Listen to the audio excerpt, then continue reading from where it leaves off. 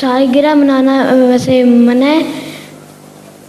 میرا مطلب ہے کہ سالگرہ مغربی قوموں کی اندھا دھند تقلید کے نتیجے میں منائی جاتی ہے،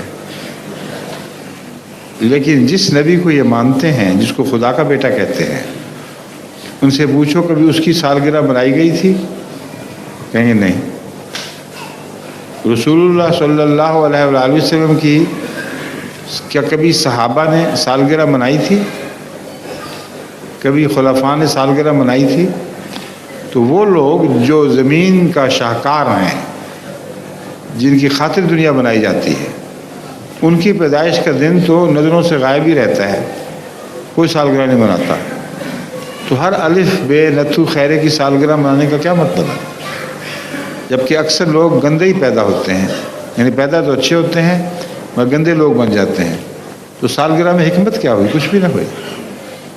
اگر سالگرہ منانی اچھی بات تھی تو نبیوں کی منائی جانی چاہیے تھی، لیکن نبیوں نے نہ اپنی سالگرہ منائی، نہ پچھلے نبیوں کی منائی، نہ نبیوں کے غلاموں نے، آپ کے خاندانوں نے اپنے انبیاء کی سالگرہ منائی. اس لیے یہ سالگرہ منانے کا تصور لغو اور باطل ہے. سمجھ گئے؟ ہاں جی. جیسے گھر میں چھوٹا موٹا ایسے سالگرہ منانی جائز ہے؟ میں بات سنوں، اگر دودھ میں ہاں جی.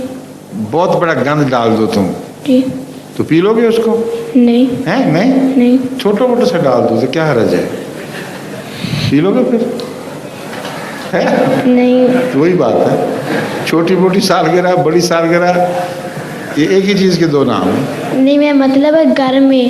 میں بھی بتا رہا ہوں، گھر میں بیٹھ کے دودھ میں 2-3 مکھیاں ڈال کے پی لو گے چھپ کے؟ کوئی نہیں دیکھ رہا ہے؟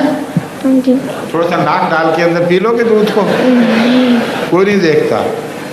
تو جو بری بات باہر ہے وہ گھر میں بھی بری بات ہے، خواہ وہ زیادہ ہو خواہ تھوڑی ہو. ٹھیک ہے جی، شکریہ. میں نے تو آج تک کبھی سالگرہ نہیں منائی، مجھے تو پتہ ہی نہیں ہوتا میں کس دن پیدا ہوا تھا. صبح نماز پہ جاتا ہوں تو کہتے ہیں مبارک ہو جی، آج آپ پیدا ہوئے تھے. میں کہا اچھا آپ کو پتہ، مجھے تو یاد نہیں تھا.